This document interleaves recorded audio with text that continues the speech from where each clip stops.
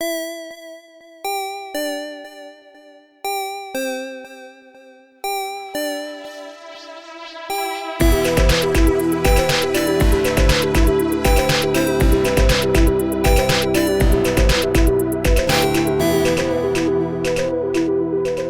everybody, Rev here. Before we get into this week's episode, I want to take a moment to thank all of the patrons who joined us in the month of August. Mars Pinkelman, Yuka Poison, PDX Dice, Alex, OKWTF, Dane Yu, Brian Umberger, Glaive Guizar Games, Patrick T. Banach, and JR, but spelled out Jayarr, not like Junior. So thank you for joining us this month, and thank you to everyone who joins us every month on Patreon. Again, you can find all of our information on Patreon over at patreon.com/thecritshow. And for those of you interested in getting in on the swag or the t-shirt tiers, this month, all the month of September, is the month that you can hop in to get in on that cycle. We are just getting ready to send out the swag and the shirt from this past cycle, and I'm very excited for everybody to see it. So again, tiers start at just $1, and if you're interested, this is the month to get in on the swag and t-shirt cycle. With that, it's time to let the recap roll.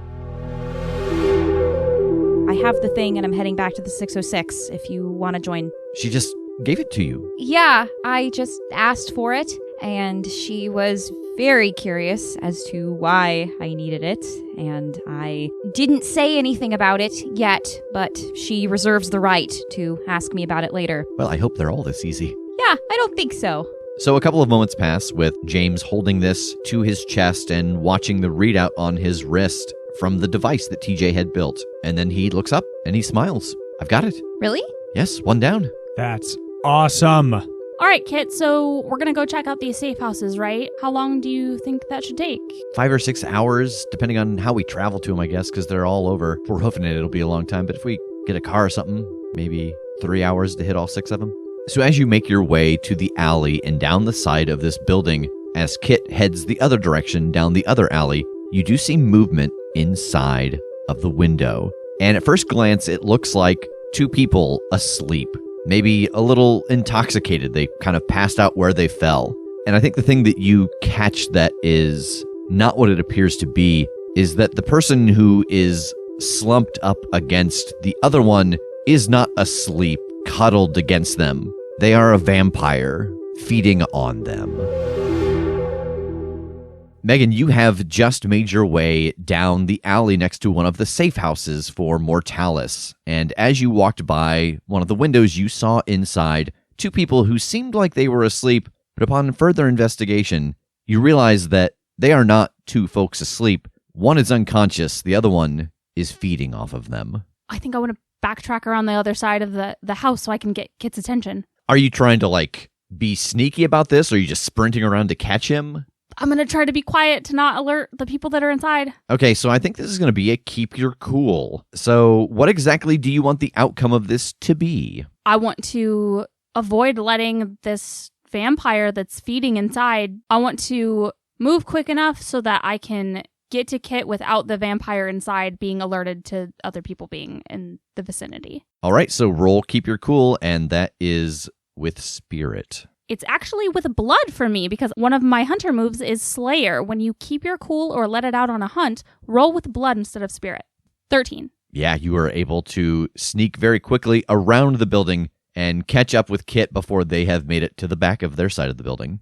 Whoa. Hey. What? Up. There's a vampire inside feeding on someone. Oh. I don't know if there's more than one, but there's at least one. Okay, what's the plan? We got to get in there. Okay. All right, come with me. And I'll rush around to the front of the house with my repeating crossbow drawn and open the door. All right, so when you open the door, are you trying to kind of scope the situation out? Or are you just firing where you saw the vampire before? No, I'm not firing yet. I'm aiming at kind of where I saw, but I'm definitely wanting to take in the situation. Okay. Yeah, you were able to knock the door open with your repeating crossbow drawn, and you see the same thing you saw outside. This vampire is laying almost in the lap of its victim, feeding off of its neck. I aim my crossbow and just yell at them, hey, get away, back up. I think this is going to be persuade an NPC. When you persuade an NPC with seduction, promises, or threats, I think Seduction, yeah. Yeah, the seduction of the crossbow. That's what I'm going for. Yeah. Glad that read. That's a great name for something. The seduction of the crossbow. I'm working on it. Don't worry. Roll with heart. 6. So you yell out at this vampire to get away, and at the sound of your voice, it turns and looks at you, and then it leans in again and bites down on the throat of its victim and wrenches backwards, and you hear the gurgling voice leave this victim's body. Fuck! I shoot him. All right, turn to violence. When you turn to violence, roll with blood. 12. Yeah. All right. So on a hit, your opponent gets to choose one. They inflict harm on you. They put you in a bad spot. They create an opening to flee. But on a 10+, you also get to choose one. You inflict terrible harm. You take something from them. You create an opportunity for an ally. I think I will create an opportunity for an ally. I'll give Kit some space to act here. All right, and I'm going to pick they put you in a bad spot. And so as you fire this repeating crossbow, they start to move around, and you have to kind of position yourself differently to get the clean shot at them. How much damage does your repeating crossbow do? So the crossbow does 2 harm, but the tags that I have for it are semi-auto, so I don't have to worry about reloading it, and high-powered, which does an extra harm. And then one of my hunter moves is called deadly. When you inflict harm +1. You cannot choose to reduce this harm. So with this shot, I'll be doing 4 harm. All right, so you land this shot, and this vampire turns to dust and crumbles to the ground. Having gotten yourself into a bad spot, you hear footsteps moving above you, and then something falls on top of you. But as this form falls on top of you, Kit, who has now had this opportunity, tackles them off of you. And you can see that Kit has another vampire on the ground, and he is struggling to keep it pinned down. Yes, Kit. I take out my 2 hand axes that I have and attack this vampire he's trying to pin. All right, turn to violence. 10. All right, what do you choose? I would love to inflict terrible harm here. How much harm do your axes do? The hand axes do 1 harm, but my tags for that are bladed +1 harm and #blessed, so it's holy. And then with my deadly move, I'll do another harm, so that'll be 3 harm with these axes. All right, so you hit this vampire with these blessed axes, and instead of turning to ash, for a moment, this one shimmers, and then white energy explodes from them. And in this explosion, you do take a point of harm, because I think this is a new experience for you, having a dead body just explode in your face. That's fair. Kit rolls over onto his back and stares up at the ceiling. Oh, okay. Are you all right? Yeah, I think so. Are you? I got on my limbs. I don't feel great. That was a lot. Yeah. That thing just exploded, but it's fine. I'm used to this. I've done this so many times before. Yep, there's a reason I'm in charge, so this isn't new to me at all.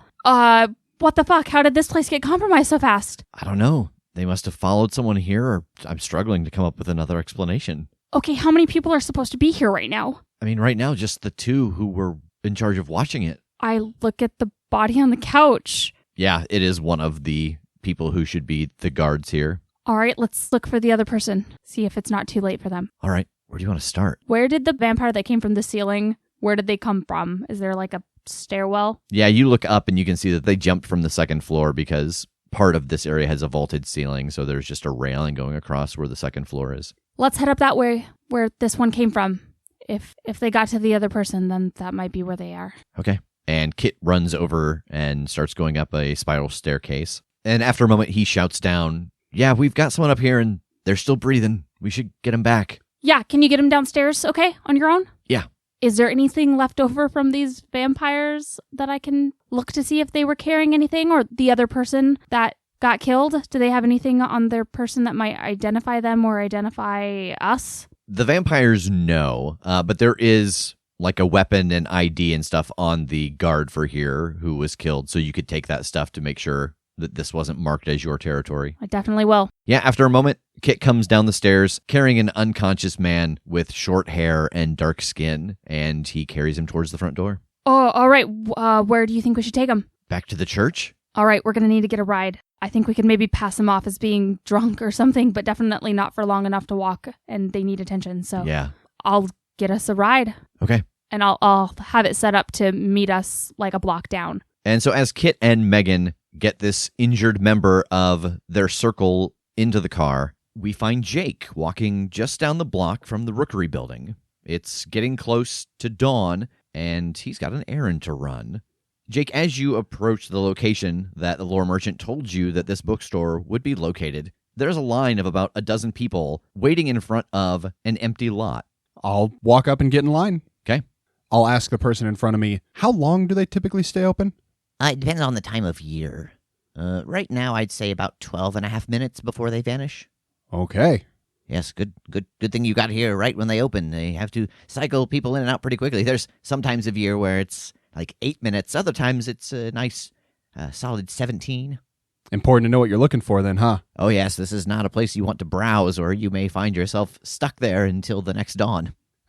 Stuck in a bookstore for a day doesn't sound too bad, though, right? That's true, although I'm not really sure where it goes next. Yeah, okay, I don't want to find out. Like when you open that door, is it the void of... Space? Oh, I was thinking like madness. Yours sounds worse. Yeah. And as the sun starts to rise, the rays of light hit this empty lot, and a building appears, and a little old woman opens the front door and ushers everyone in. You can see that everyone, as they come inside, go straight to very specific areas, like they know exactly what they're looking for. Okay, I'll head into the history section. So as you enter into this bookstore, I'm going to ask you to study a place of power, and you're going to roll with wild. 7. Ooh. Yeah, as you make your way through this bookstore, everything is written in magical runes, but you are able to read them and find the history section, and you are able to find a copy of The Dawn of the Earth. Perfect. I'll take it to the cash register. Yeah, you head up to the cash register, and the little old woman looks at the book, and she looks back at you, and she smiles. And what do you have to offer for trade? I have cash. The paper? The paper currency, yes. Yes. Which is, of course, insufficient and not what I will be offering for trade. Oh, good. I start patting all of my pockets. I start patting like my pockets and stuff, and I produce one of the healing potions that we got in not Fanarin Dungeon World land. Yeah, and I think that as you pull this out, we've talked about how you feel the magic in the air. This feels very potent here. Oh, man, maybe I don't want to give it to her. Oh, man, now it's extra valuable. I think then, genuinely, I think I pull it out, and I'm, like, going to give it to her, and I feel how potent it is, and I kind of, like, look at it, and I look at her, and I just go, can I owe you one? Owe me one what? A favor. A debt. Mechanically speaking. Oh, well, those are my favorite things to trade. Yes, I just have you sign this here. It's a very common price that people pay in my store. And she pulls out a ledger from behind the desk, and she opens it up, and you can see that as she flips through the pages, there are very nice signatures and handprints of blood on each page. Oh. And she turns it to a blank one. Yeah, I do it. All right, so mark down that you owe one debt to the owner of Print Reprint. And she hands you the book with a smile. Thank you. What's your name? My name is Prue. Thank you very much, Prue. You have a lovely shop. I look forward to seeing you again. Ah, you as well, Brizak. All right, I'll head back to the Rookery. All right, and so as Jake heads back to the Rookery, Jake, you can mark that you have one debt from the lore merchant, and we are going to fade out on the city. So now we're going to take a chance to do our first passage of time, because in Urban Shadows, a lot of things happen and mechanics work on the passage of time. And so when the passage of time happens, we get the faction turn. So the first step of the faction turn is that... Actually, before each faction turn, I get another roll of foretellings. All right, so roll it. 9. And remind us what this does. Sure. On a hit, pick one of the options below. The MC will tell you whose future you see. So I'm going to pick one of the 3 options, and you're going to tell me who I'm having this vision about. Okay. A tragedy lurks in the shadows. The MC will tell you how they can avoid it. So the vision that you have is a vision about Jake. Again. The tragedy that is going to befall him is that Zui is going to find out the secret of his ward. And the way that he can avoid that is by making amends with Zui as Brizak. Okay. So the first thing that will happen is all of the PCs will make a city move. And these highlight how it is you spend your downtime during this faction turn. So each of you have the opportunity here to make a city move, and those are weaken someone standing, consult your contact in another circle, put out the word you need something, or tend to your business instead of meddling in city affairs. Tend to your business. And you can make as many moves as your highest status, with the exception of Kim, who can make 2 moves as long as one of them is with Mortalis because of her dual loyalty. So what would everybody like to do in this downtime? I would like to consult a contact. All right, so a contact in what circle? I want to go with a knight. All right, and Megan, who is your contact that you're reaching out to? I think it is a member of the Monarchs named Foster, who just really does not like New Canterbury at all. I think we have met up at a bar playing pool a couple of times. He thinks that I am also a werewolf, and we just talk shit about the vampires. And sometimes he feeds me some information he's overheard. Excellent. So what is your standing with Knight? My status with Knight is 0 right now. Okay, so you're just going to give me a straight 2d6 roll. 8. All right, so on a hit, you can ask me one question. What conflict is everyone talking about? What happened to blank? What has blank been up to recently? Who is responsible for blank? And who has a debt on blank? And I'm going to go around and have all of you do your moves, and I'm going to gather the questions that you make, and then as the faction turn goes on, we'll get to a step later where you'll start to hear rumors that give you the information or the location of things that you were looking for. Nice. I'm trying to get information on how are these vampires able to track these humans in Mortalis and get to these safe houses that have just been established and attack people when they're seemingly blending in. Okay. Who else? I would also like to consult my contacts. I have the idea that we know what the thing is that we're looking for that Tranquil Silence has, but we don't know where it is. Okay. So what I'm hoping to lean into here is what happened to that ornate silver cross. All right, so you're going to roll your status with Knight. Okay, will do. Snake Eyes. All right, so on a miss, you can still ask one question, but your contact has some questions about your circle. You have to answer them honestly, mark corruption, or lose them as your contact. I think I would answer them honestly. Okay, so who is this contact in... In Tranquil Silence? Yeah. I think it's the Scaleri brothers.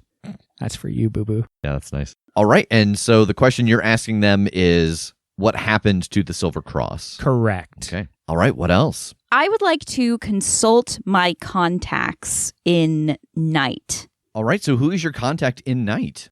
All right. Well, since I am playing myself and I went to college here in Chicago, I don't think it's unreasonable to assume that at one point in my college years, I probably dated a vampire for a little bit. Yeah, that tracks. All right, and what is this vampire's name? His name is Henry. All right, so roll it and let's see what you get. Okay. A 10. All right, so you get a hold 2. What are your questions? I want so badly to ask, what has Mercury been up to recently? But I don't know if that's something that Henry would necessarily know. Yeah. So I think I'm going to go with, what conflict is everyone talking about? And what has Dr. Vance Benson been up to recently? Okay. I'm also going to make a second city move. I'm going to put out the word with Mortalis. And I would like more information about the Cloud Gate. Okay. 9. All right, and on a 7 to 9, you get word back that a member of another circle has what you need, and a friend or ally has already scheduled a meeting to close the deal. And that leaves us with Jake. I'm also going to put out the word. Okay. I am putting out the word. I would like information on Clan Ozymandias' item. Nothing is known about it. I am interested in knowing where it is. Okay. 8. So same thing. You get word back that a member of another circle has what you need. A friend or ally has already scheduled a meeting to close that deal. All right, so I have taken just a little bit of a pause here as the circles made their moves. And the way this works is that the circles have a certain order that they act in. They go Mortalis, Night, Power, and Wild. And the circles get a number of moves equal to their size in the city. So the faction sizes go from 1 to 4, 4 being the largest, and we have 2 large powers, Night and Power, and then 2 smaller powers, Wild and Mortalis. And then when it comes to moves, I will pick a specific faction from each circle to highlight, and size 1 and 2 get a single faction move, sizes 3 to 4 make 2 faction moves. So we do have a 1, a 2, a 3, and a 4 in this city, 1 being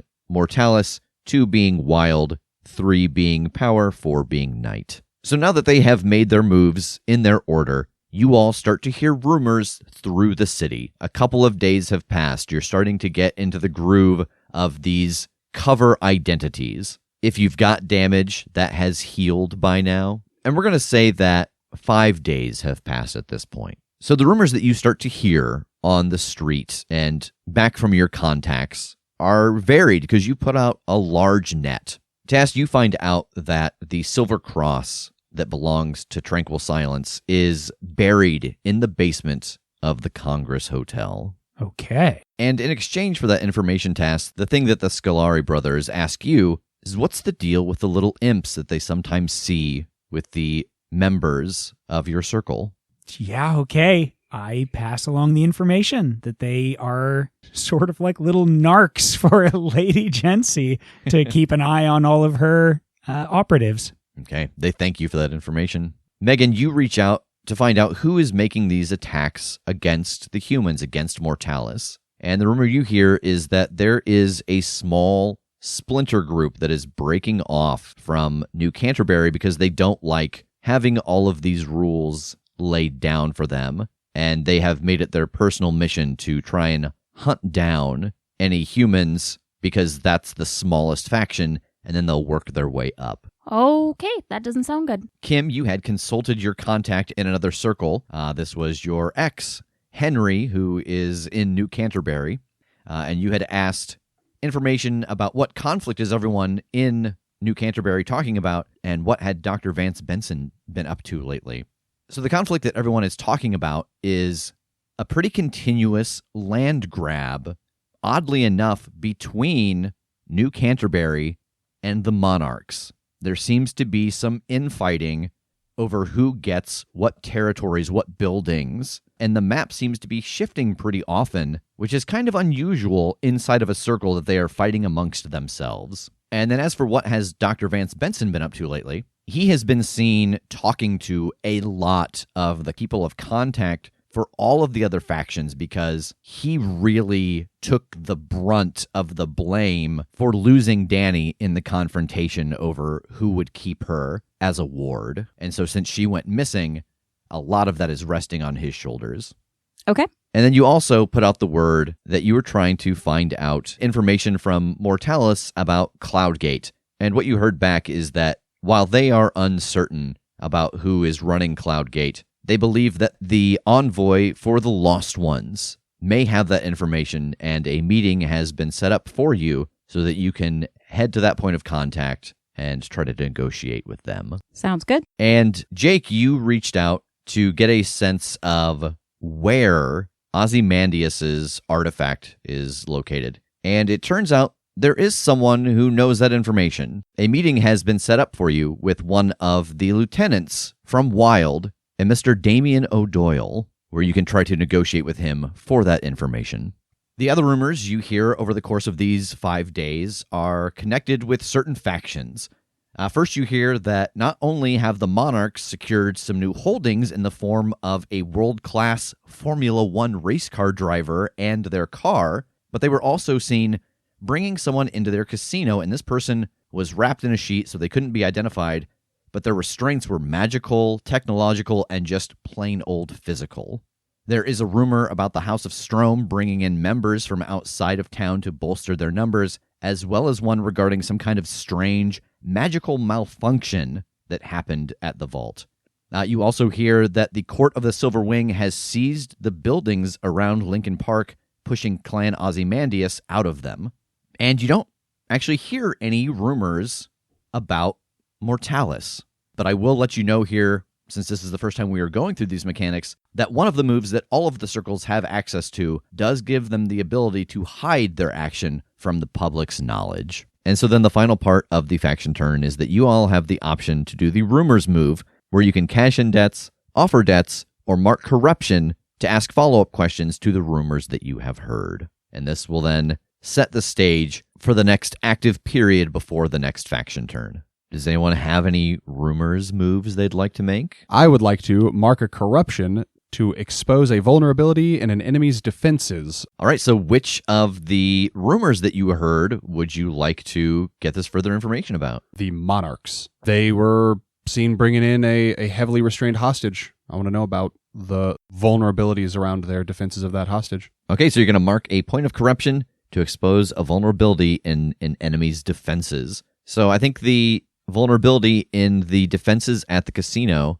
is that at night it is far more crowded and far more rowdy, but it also means the security is spread much more thinly. You don't see a lot of patrols at night, especially on weekends, because all those people are needed inside, whereas on a Monday night, a Tuesday night, all the security is spread pretty evenly along the roof access and around back and the front gates. Seems everyone's kept pretty busy during the rowdy times of the weekend. Okay. Anybody else? Yeah, I actually would also like to take a corruption and try to learn about some of the weaknesses in the defenses of Tranquil Silence, specifically that hotel where I know that the cross is buried. So mark your corruption, and the thing that you learn is that this building has been surrounded by very large copses of trees, and the rumor is the building has also become ghostly in some way, and that direct sunlight on the walls of the building make them weak and brittle. Oh, very cool. I also want to ask, if I can, I want to offer up a debt to ask a follow-up about one of the rumors or secrets. Okay, who are you going to offer a debt to? I think I'm still working with them. I think it's still the Scoleri brothers. All right. So I think they have a debt, and what I want to ask is about like who's in charge of the hotel and who's like protecting the cross. The thing that they tell you is that it's actually hired muscle that protects that area, and it is a group hired from the monarchs. Okay. Yeah, it seems the monarchs hire out for security work, and since Tranquil Silence has a very specific time of the 24-hour cycle where they have some issues, they bring in outside muscle to help protect. Guard dogs. I like it. I would like to offer up a debt to ask a follow-up question about the ritual that the House of Strom did that was unsuccessful. Okay, who are you offering this debt to? I'm going to offer it to Al, the doorman at the vault. All right, yeah, he will absolutely take a debt from you. Okay. What Al tells you is that Strom tried to do a magic ritual to make it so that the building was unscalable and that it did not work. And you can actually see as you're talking to Al outside of the building that the concrete and the brick and everything is a little more porous. It seems a little weaker. Oh, boy. And he also tells you that Strom is pretty run down from this attempt, that even though it didn't go the way that it should have, she still put out the energy to do it. And so she was kind of knocked on her ass by the magical expenditure. Oh, okay. Can I offer up a debt to someone else to ask a follow-up question about a different rumor? Sure. Who? I would like to offer up a debt to Henry, my contact in New Canterbury. I would like more information about the hostage that was seen being dragged into the Monarch's casino. Okay, so what do you want to know? And I think you need to tell me, how is Henry important in New Canterbury? I think Henry is Dr. Benson's assistant. Like his scheduler and... Yeah, exactly. Okay. Like maintains Dr. Benson's schedule. And, assistants, they're good people to talk to get the gossip. I would like to know, if I could, the identity of the person that was kidnapped by the Monarchs. So you find out that the person who was kidnapped was from Tranquil Silence. And you learn that their name is Lana King. Oh, no. I would also like to offer up a debt to ask a follow-up question. I am going to offer a debt to a member of the Monarchs. us having established that the monarchs are kind of for hire as security and stuff, I think that the basically like the dispatcher, the lead dispatcher, and Oh, for like the security teams? yeah, for whoever decides like, okay, this faction needs help, so you and you are going here, and they kind of get the mission reports and okay. whatever. And her name is Scruff, and I think Scruff knows what Clan Ozymandias is hiding because she was involved with the security detail that helped hide it. Is that her nickname, or is that just an unfortunate coincidence that she was turned into a werewolf? Nope, that's her nickname. Okay. All right, so mark down that you owe a debt to Scruff, and they're able to tell you that the rumor that they have heard is that the item for Clan Ozymandias is a metal pyramid that when activated shows like stars and planets, like shows a very specific area of the sky, that it kind of projects it above like a hologram. Dope. Okay, for my first move, I would like to offer up a debt to ask a follow-up question. Okay, who are you offering a debt to? Foster, my werewolf friend. I want to get a little more information on this splinter group from New Canterbury that is tracking down and murdering humans. I kind of want some information on what have they done to be able to like pick us out specifically. All right, so mark down that you owe a debt to Foster from the Monarchs. And what they are able to tell you is that it seems that at a museum exhibit, they were able to pull some blood from what everyone had assumed was a completely dry corpse in a sarcophagus. There was a finite amount of this. Ingesting this blood heightened their senses a ridiculous degree, and that they can actually smell the difference between a paranormal creature and a human now. But I think you also know that it's not a take it once and you can do this. It is take it and you can do it for a while until the effect wears off. Okay, so for my second one then, I will mark corruption to expose a vulnerability in an enemy's defenses. Okay, whose? I want some information on New Canterbury, kind of hearing this information about this power struggle between this land grab between monarchs and New Canterbury. I'm kind of interested in the power structure within New Canterbury, how that's set up. Like, what's some vulnerability that I can exploit there? The thing that you're able to learn about New Canterbury is that because they are spread kind of thin, having lost Danny, having this issue with this splinter cell inside, most of the faction not knowing who the actual leader is here in Chicago, that the result of that is the people in power in that group don't seem to be reporting all the issues because they don't want Nash to come here and handle it personally. And so there seems to be some stopping the flow of information from going up higher.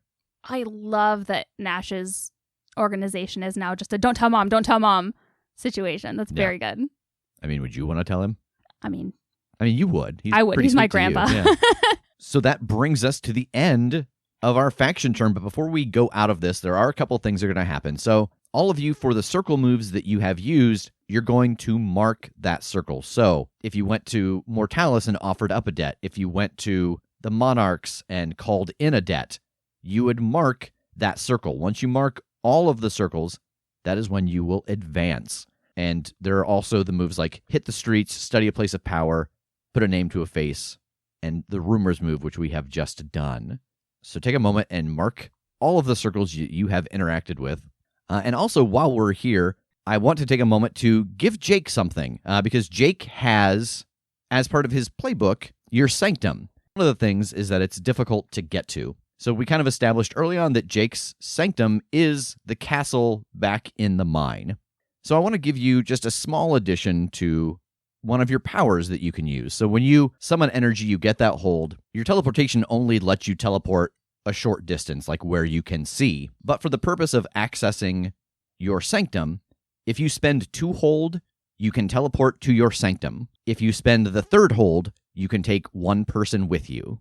The only real difference here is that even in a unstressful situation, you will still have to summon this magic to take you there because it is such a powerful spell to travel you that far. Okay, nice. So yeah, it's supposed to be difficult for you to access, but I don't want you to have to get in a car for 3 hours every time you want to go there. So, from marking your circles, has anybody advanced? Yeah, I'm one short. One short. Not even close.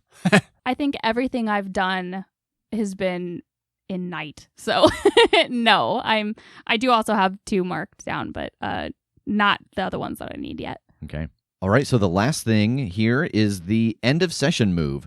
At the end of every session, decide if you've grown closer to a circle you've engaged with this session. Increase your score in that circle and decrease your score in a different circle.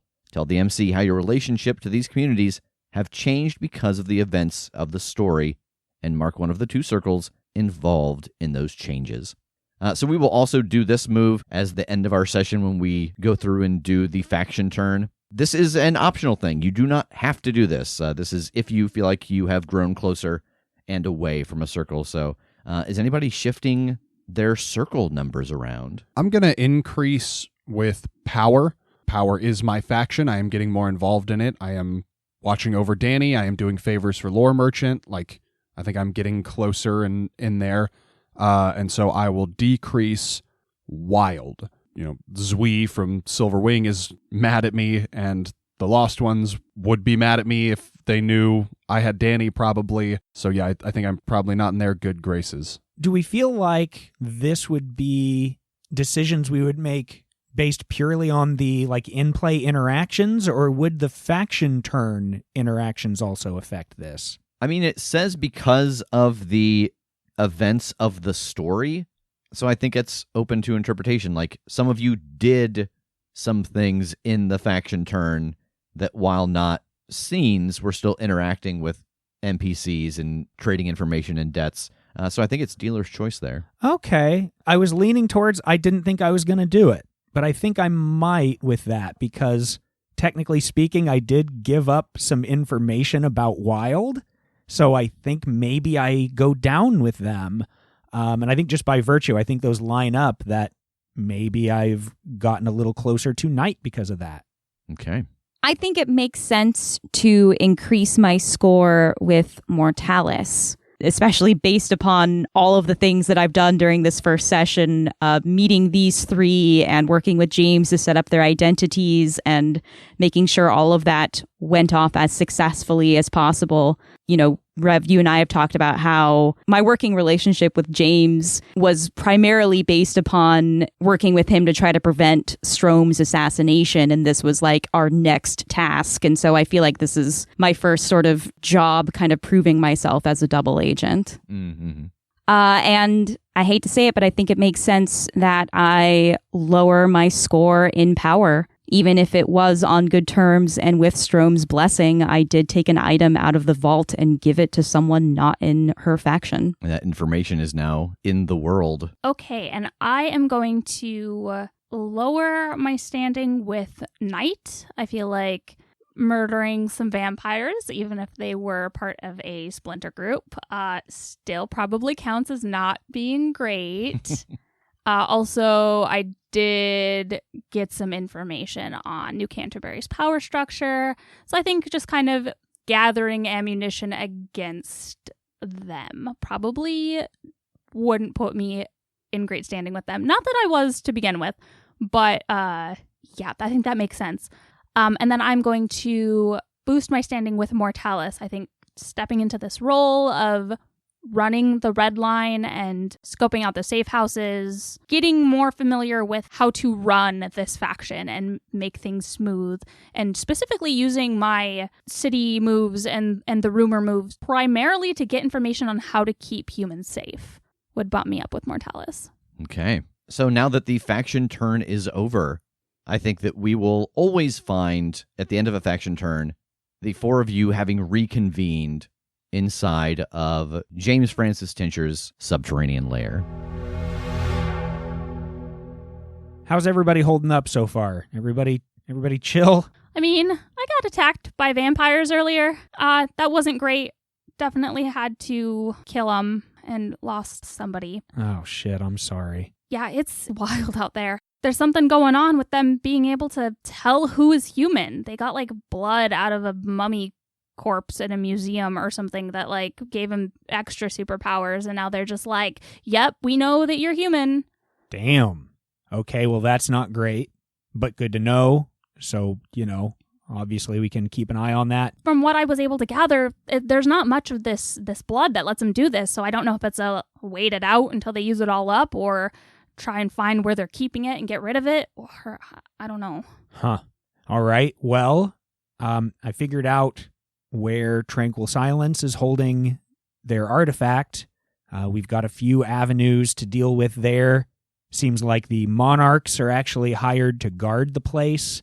And if we can find a way to get through the trees that surround the place, if we can get like direct sunlight to hit the building, that also makes it kind of brittle, kind of something that we could maybe use brute force to get in. But I mean, either way, we've got some avenues. If we want to try to work with the monarchs or something, we might be able to get in there. I learned from one of the monarchs, Scruff, she kind of like dispatches their hireable security forces. She let me know that the item that Clan Ozymandias has is some kind of little pyramid, like a metal pyramid that like makes a hologram of a star chart. And I don't know where it is yet, but actually I have a meeting set up with Damien to figure it out. Oh, okay. No, nice. Yeah, I don't think Damien knows that it's me necessarily, but that'll be fun. I'll play that up. Oh boy, yep. He's gonna learn. That's interesting that this thing has a star chart. Like, is the item the thing that we would need, or do we need to know like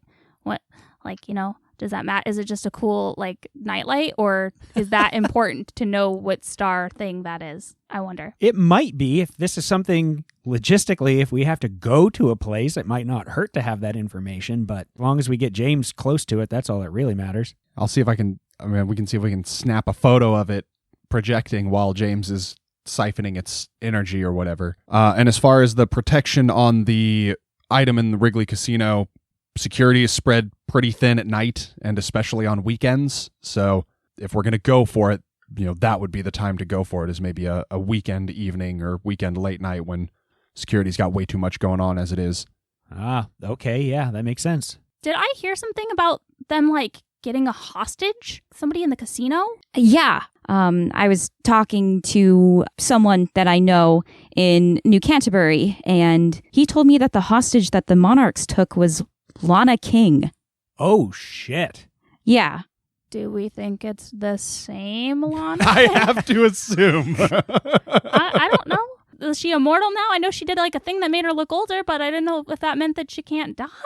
I mean, as far as I am understanding, she was just this source of kind of like pure magical energy. And if anything, the world's gotten more magical since then. I don't see any reason why she wouldn't still be around. So we gotta save her, right? Well, I don't know. Like, that seems like a thing where we save her for what? Like, to help us do the rest of this and fill her in on why we left? I mean, she's in chains. Well, sure, but if this all goes off well, then she won't be in chains for very long. It's weird. I don't, yeah, I guess I just gotta keep in mind that if we do the things that we gotta do, then the stuff that's happening now, I guess, isn't as important, but it still feels important. Yeah, I mean, it is. It is important, but we got to figure out how and what order to do this and which thing isn't going to make waves enough to fuck us up when we try to do the next one. Yeah, I gotta say, the more you all keep talking about how, we don't need to follow up on this because if we're successful, none of this is going to matter, isn't making me feel great. I know.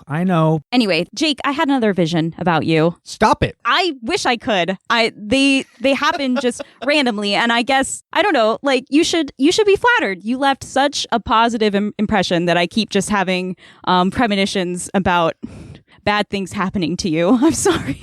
Great. Yeah. What doom do I have awaiting me now? It's still related to Zui, so I guess it's the same doom. It's just a variation. He's going to find out about Danny. And the only way that I've seen for you to prevent that is if Brazak genuinely apologizes for cheating in that duel. Oh, I'll do that. Okay. I mean, that was a dick move on Brazak's part. I have no problem apologizing for. Yeah, that's fine. Okay. Okay. So yeah. Yeah, that one's not so bad. No. Keep having the visions. If you don't do that, then the outcome is really quite bad. But yeah, it's easily preventable. All right. Also, Strom is justifiably wary of Night and New Canterbury specifically, it seems as though she was trying to do some sort of ritual to make the vault less scalable, and it went south in a really bad way. If anything, the building is even more easily accessed than it previously was, and she's pretty weakened right now. Well, I mean, the good news is we already got what we needed out of there as far as information goes. I guess I might advise you to not crash there if you know it to be more vulnerable. I mean, where else would I stay? And I don't want to leave Strom by herself. That's fair. If you want to stay there as her muscle, then that's one thing. But, if you're worried for your own safety, I mean, you would not be the first person to have crashed in a Tincture's subterranean lair, so... It's very nice of you to say that I'm the muscle, all 4'11" of me. I'm more intimidating than I look. Yeah, I know. You keep telling me about certain dooms coming for me. It's not inspiring. And then really, everything else that I've done over the last 5 days was just digging for information about New Canterbury. Seems as though Benson is in a lot of hot water about losing Danny and is having to have several meetings with members of the other factions. Oh, yeah. I totally found out that, most of New Canterbury is okay. So it's really funny because there's all this stuff going on, right? And problems where they lost Danny and things are just going wrong, but they don't want to tell each other about it. What? Yeah, they don't want it going up the ladder because they're afraid that Nash is going to come back and handle shit himself. So it's a don't tell mom, everything's fine. You're not hurt. I didn't even hit you that hard. You're okay. Oh, shit. Yeah, so nobody actually knows everything that's going on because they don't really have this figurehead that's keeping them in line. So they're just kind of it's cool. So, I mean, I don't know if we can use that to our advantage, but... Yeah, that is big ammo. The other thing I was looking into was I'm so curious as to what's going on with the Cloud Gate, how all of these people keep appearing at midnight. And my contacts in Mortalis didn't have very much for me, but it looks like the envoy of the Lost Ones might have some information about it. I'm going to meet with them soon. Yeah, that's awesome. I would love to know more about that. I actually met somebody that just came fresh from Cloudgate, and she just didn't really know much about why she was there in the first place. She was just kind of there. Well, do you want to come with me? I mean, I imagine we should probably all come with you, right? We should probably all do this together just for safety in numbers. Absolutely. That does raise an interesting point as to how I tag along to your meeting with Damien. I want to go. But you should know, the last time that Damien and I were in the same room together, he did say that the next time he saw me, he would kill me. What did you do?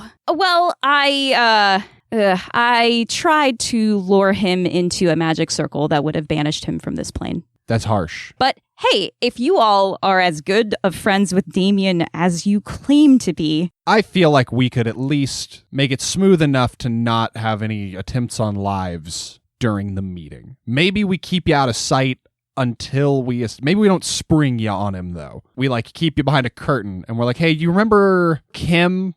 Well, Damien O'Doyle, this is your life. You recognize that voice. We'll cross that bridge when we come to it. Let's hit your meeting, figure out what we figure out, and then go deal with Damien.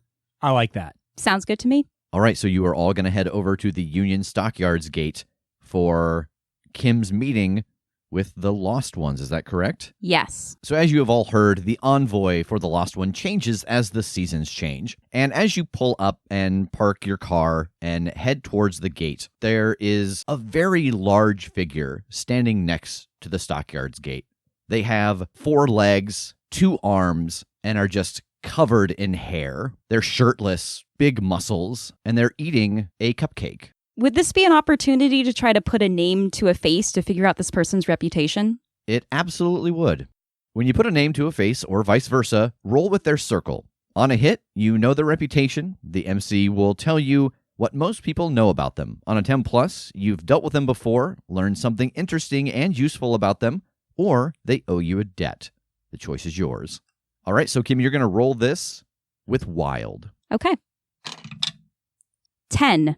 All right, so do you want to know something extremely useful about them, or do they owe you a debt? I think they owe me a debt. Yeah, so you put a name to the face, and you recognize this person. You have worked with them before. It was about last year this time, but their name is Borbach. and they are a centaur. Very fond of this time of year because of all the baked goods that can be smelled on the air. And as you approach, he waves. Oh, hello, Kim. How are you? Borbok! Hey!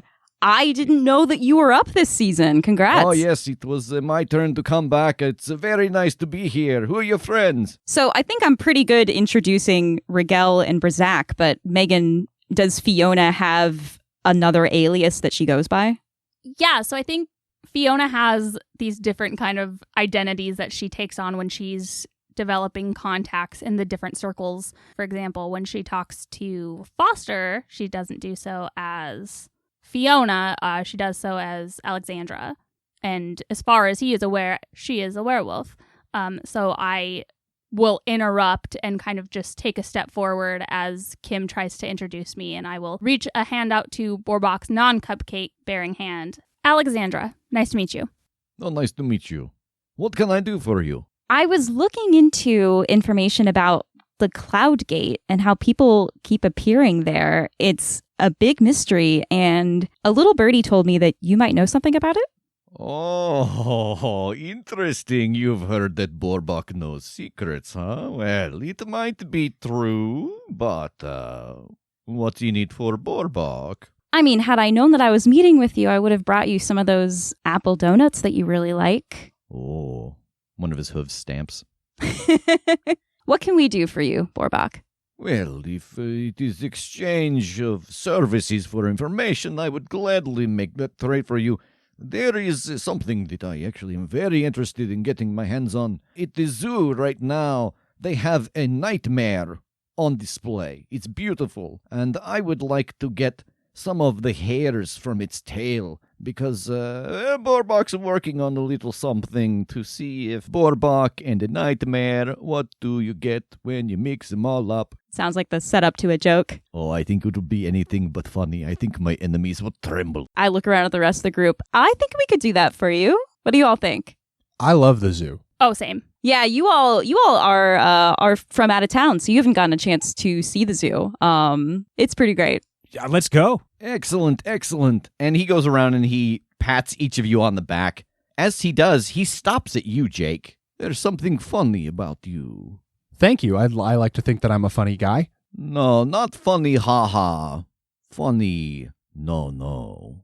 He grabs a hold of you with both hands and starts sniffing you. And his eyes get big.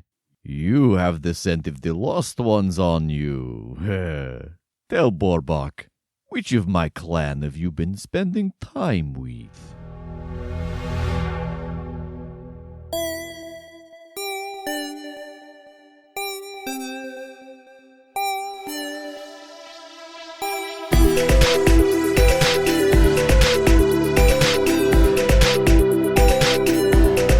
The Critshow is a Critshow Studios production, edited and produced by Brandon Wentz with music by Jake Purley. You can find more information about us at thecritshowpodcast.com. To keep up to date with upcoming live shows, contests, and other special events, follow us at The Crit Show on Facebook, Instagram, and Twitter. For even more weekly content, join us at patreon.com/thecritShow.